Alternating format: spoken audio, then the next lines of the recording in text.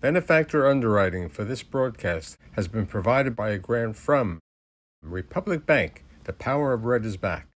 Major underwriting support for this broadcast has been provided by grants from New York Community Bank, M&T Bank, Perfect Building Maintenance, Customers Bank, Collins Building Services, Marks Paneth. Additional underwriting support has been provided by grants from AmTrust Title, Bank of America, Capital One Bank, Douglaston Development Levine Builders, Flushing Bank, Friedman LLP, Handro Properties LLC, Handler Real Estate Organization, Investors Bank, James D. Kuhn Real Estate Institute at Syracuse University, John Catsimatidis Red Apple Group, New Banks, Meridian Capital Group, Ocean First Bank, RPW Group, TD Bank, the One Stop Property Group, and these friends.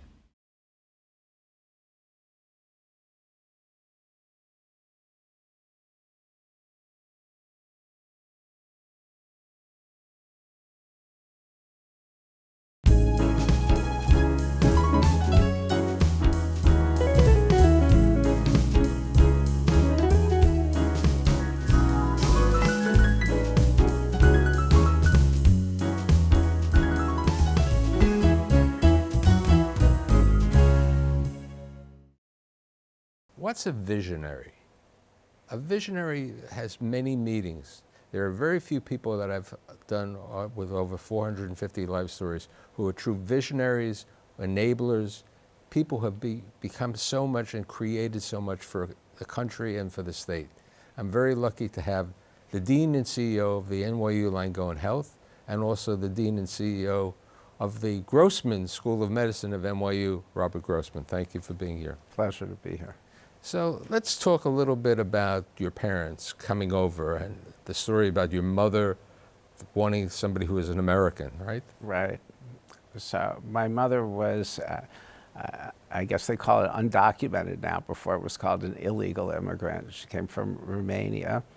And the path to citizenship was to marry an American. And so she found my father Now, was he born here? He was born in Pennsylvania, in Plains, Pennsylvania, right. So, but they met, I think the story was at the 92nd Street Y? That's what I heard. Oh, okay, from the history. So you were born originally, and you grew up in the Bronx? The Bronx, correct. Okay. And how long were you in the Bronx before you moved to New Rochelle?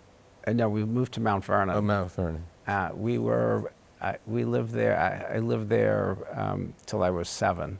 Now, but the living accommodations was a little strange when you were in the Bronx. Right. We had a walk-up apartment, and I slept with my uncle for those first 7 years.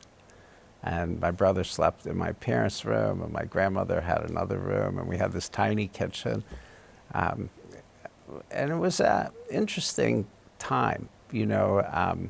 One of the things, this was before there was air conditioning, right? So you could imagine the summer, and the buildings are right next to each other, and people would hang out their laundry in the back, but the windows were open. And the big thing was to have cross ventilation between the front and the side room, so we slept on the side room. And then television had just started. So this was 1953, 54, some units had television. And you could hear them playing the television, and people would yell in the middle of the night, "Will you shut the hell up?" We have a picture of you in public school, right? I was the only one who didn't have a white shirt. Right. Okay. I remember you were wearing like a turtleneck or sweater. So let's talk about growing up in Mount Vernon. I mean, you had some jobs in the local merchants and the grocery and the finest and some others. Right. And then there's the Glen Isle story, which we'll get to, Okay. which is important. Yeah, so I had many, so I worked for my entire adolescent life, and I worked in a butcher shop, cleaning the floors and the walls. I worked in they called it Finest, which was First National, stocking the shelves, was a paper boy, did construction work, worked at the Glen Island Casino. The summer before I went to college, I was on a ladder scaling the side of the Glen Island, what was then called, I guess it called Glen Island Casino. It wasn't a casino, but it was right on the Long Island Sound. It was really a beach club. Yeah, the beach clubs were right around there, right? So all these kids were in beach clubs, sailing boats, and I'm sitting there in the heat of the summer, and there are paint chips every day all over me. By the end of the summer, and it was, it was one of these things where I was trying to earn money to go to college, and I swore to myself that I didn't want to do this for the rest of my life. Now what happens is, let's talk about how you found the college. Okay, yes. Okay, and how you ended up at Tulane. It's hard to really know what you're going to do, and my parents always viewed the becoming a doctor as an ultimate destination. So we end up, there was something, I think it was called Lovejoy's Guide to Colleges. I think that's what it was. And I opened it up, and Tulane is right. You hit the right page. The right page. And I read about it, and I think to myself, New Orleans. I had never been on a plane. I had no idea about college life. And so New Orleans seemed like an obviously interesting place. And I thought I wanted to be a doctor, although I didn't know anything about medicine, really. And so I decide, okay, I'm going to go there, and I apply there, get in, and then I'm trying to figure out how I'm going to pay for this. And I get on a plane, the first trip, again, by plane, and the plane gets diverted because of Hurricane Betsy to Atlanta. And I only have $20 in toto on me. And I'm trying to negotiate with the airlines to pay for my stay there because I can't get into New Orleans. And that was my entree into Tulane. But Tulane was great to me. I'm on the board there now. They gave me scholarships. They enabled me to go to Europe for and that's why it's so important when we'll talk later on about the tuition. Correct. Remember. Now, you had mentioned also that you got some scholarships from New York State, but you weren't the beneficiary of the scholarship. I think my father was in debt, and he took the money, and he was trying to rob Peter to pay Paul, and he was shuffling all the things, and so he would try to put in $20 a week for me at college, and so I didn't have sheets. I mean, I was living hand to mouth for a couple of years, actually, and it was just it was challenging. It wasn't the end of the world. It was challenging. Now, you had a roommate or a friend who took you back to home? Yeah, so my roommate, my first year, I didn't have enough money to go back to New York, which was fine, so I stayed a whole year in New Orleans. Actually, I stayed almost 2 years there. But my roommate's parents felt sorry for me, so they invited me home for Thanksgiving. They paid for the tickets. I get off the plane, and his grandparents owned a clothing store in Monroe, Louisiana. It's called the Toggery. That was the name of it. So his mother takes one look at me, and she said, "We need to get him some clothes." So they took me to the store and got me a couple things, which was wonderful. And then, I didn't come home until I think the following Christmas. Now, what happens later on in your junior year abroad? Let's talk about that for a second. Yeah, so I'm fortunate enough to be able to go to England for a whole year. And in 1967. In 1967, there were no cell phones or anything. So you really, when you went abroad, you were there and pretty, you were there and you had to function on your own. But one of the good things, I had these scholarships that were denominated in dollars, and the dollar then increased about 24% because England devalued the pound. So I had 24% more spending money, which enabled me to travel around Europe. Now, you did certain studies which had an effect on your medical career there. Right. So I was fortunate enough. So I was at University College London, and they were really excellent in neurophysiology. So I took some of the courses in neurophysiology, and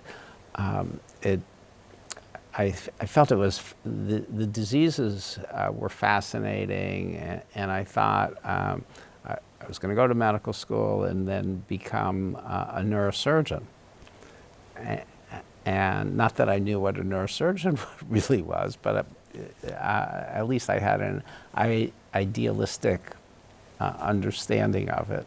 Now, you went to University of Pennsylvania, but you had interviewed at Duke, right? Tell the story about it. Right. So I had an interview at Duke, and the professor who was interviewing me said, Grossman,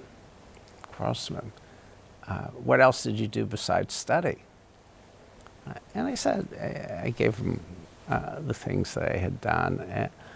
And he said, well, you're going to get in here, but the likes of you are better in New York. And then what happens later on in your life with them? Then I got a call many years ago that, we followed your career, and we're very interested in you. We're looking for a chancellor of Duke. Would you be interested? And I said, well, I was honored, but I thought the likes of me were better in New York. What comes around goes around, Yeah. as they say. So you graduate from University of Pennsylvania planning to be a surgeon, correct? Right, neurosurgeon. Neurosurgeon. Right. And what happens later on? So I do an internship, 2 years of neurosurgery, and in my second year of neurosurgery, there is a invention called computed tomography. And for the first time, you could do cross-sectional images of the body and the brain. That was the most amazing change in imaging in the 20th century, and it really transformed medicine, obviously. But the first images were pretty crude, but you could distinguish certain aspects of pathology from normal brain.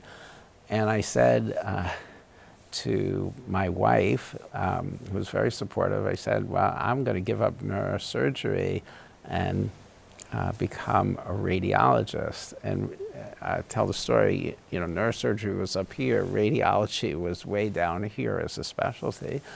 But it seemed to me that computed tomography was going to be transformational. And then I tell my father, who was incredibly proud that his son was going to be a neurosurgeon, and I say, well, I'm leaving neurosurgery and going to be a radiologist. And he looks at me and he says, let me get this right.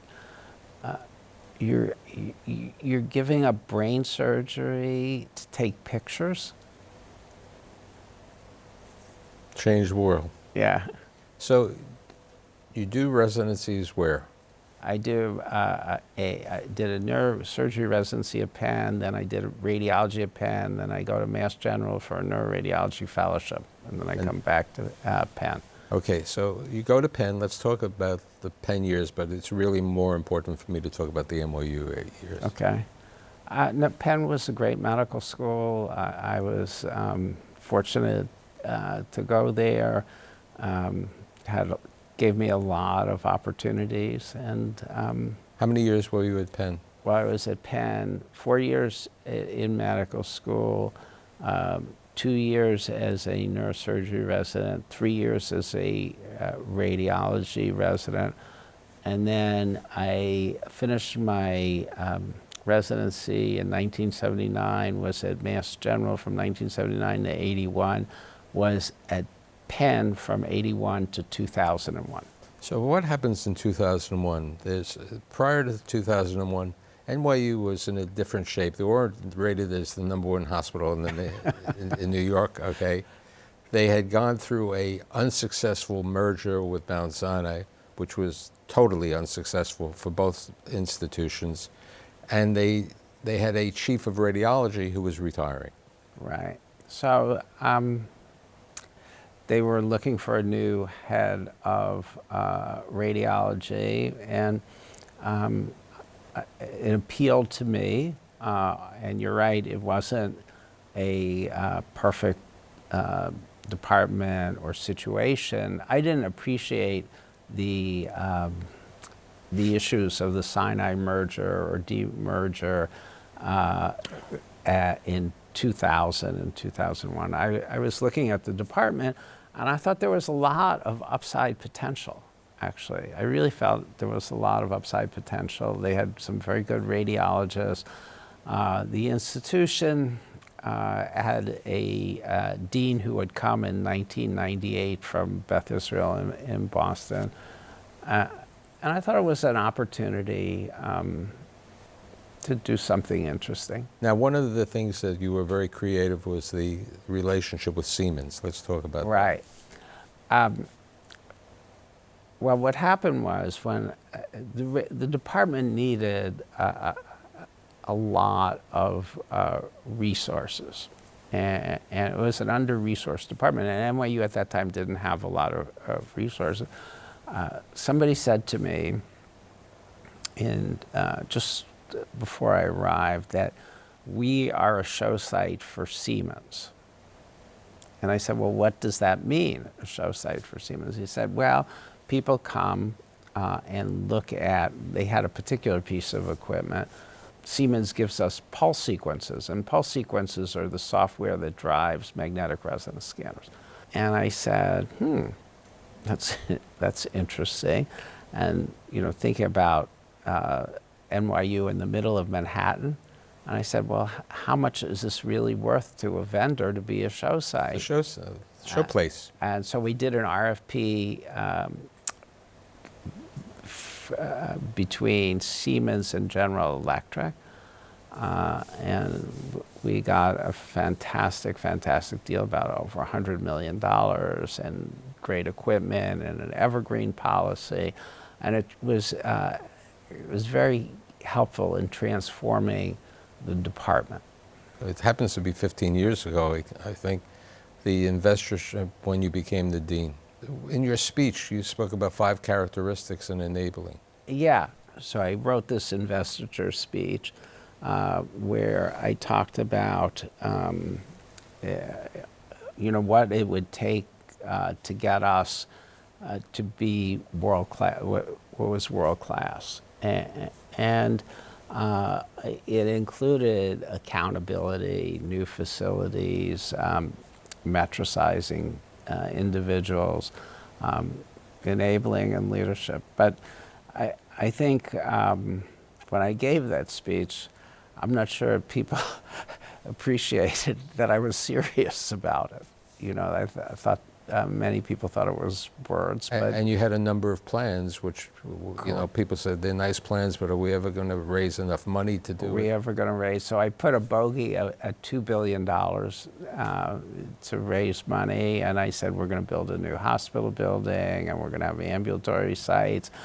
We were going to build an ambulatory model, and we were going to have emphasis on centers and focus on cancer, pediatrics, and neurological So let's talk about some of them, that have accomplished, okay? You have a comprehensive cancer center. Right, the Perelman Cancer Center. Okay, you have the numerous ambulatory care centers. The first one being on 38th Street for orthopedics, and then the other one at the former Verizon, also on 38th Street. Correct. Over there. We have about I think, over 320 now ambulatory sites in the New York metropolitan area. Right, and in addition to the ambulatory sites, let's talk about mergers or acquisitions to the system, the hospital system.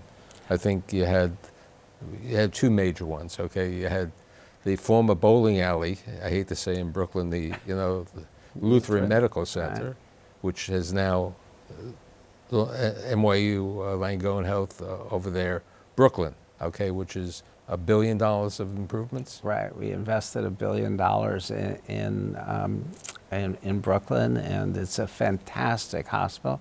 You know, one of the things that's different about the way we do things is that all of our hospitals, we have one hospital identification or provider number. And so all the metrics are our metrics. It's not like we have a hospital over here, a hospital over here, and then our hospitals in Manhattan. And a hospital in Brooklyn and a hospital on Long Island have the same metrics as we do in Manhattan. It's fantastic. Now let's talk about two unique events that took place over there. Let's talk about the free tuition at the White Coat ceremony. Right. So that was incredibly important to me because having been a scholarship kid, as I said earlier, I know what it was like to live hand to mouth. And I thought it was unconscionable for students to have this insane amount of debt. So for a single medical student, it was about $200,000. A medical student marries another medical student, $400,000. One of our great doctors said to me, and an eminent neurosurgeon said to me, he paid off his student debt at the age of 51. So I thought that was a moral imperative to become tuition free. And Ken Langone, our greatest board chairman in the universe, in my opinion. As of this very moment, the NYU School of Medicine is now a tuition-free medical school for all MD students.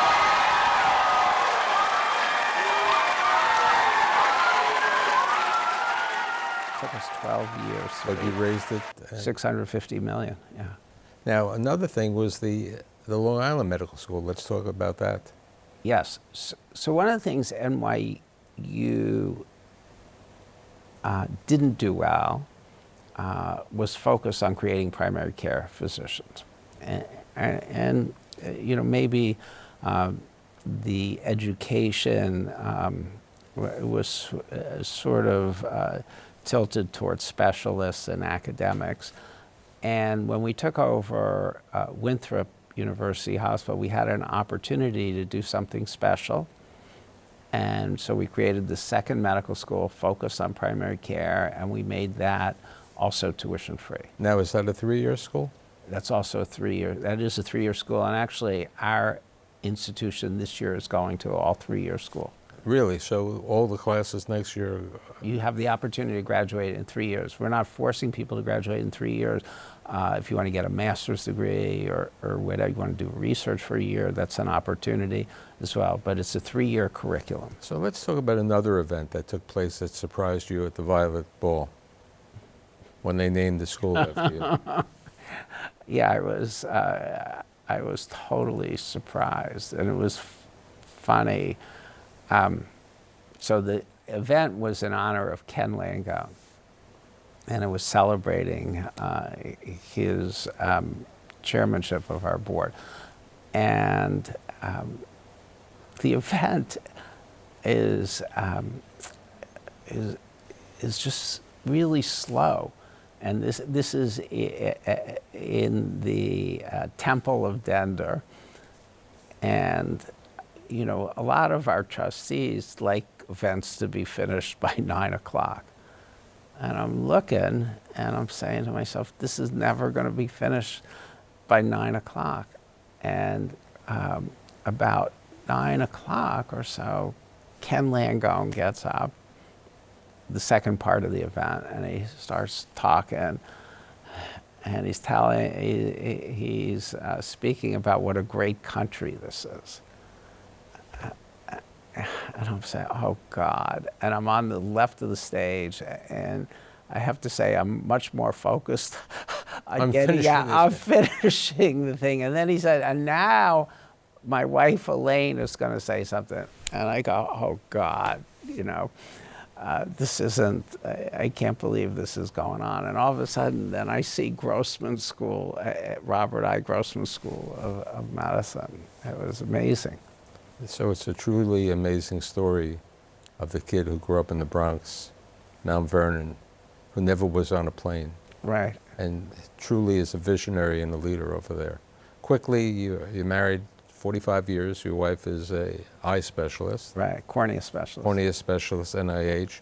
And you have 2 sons, right? Correct. Okay.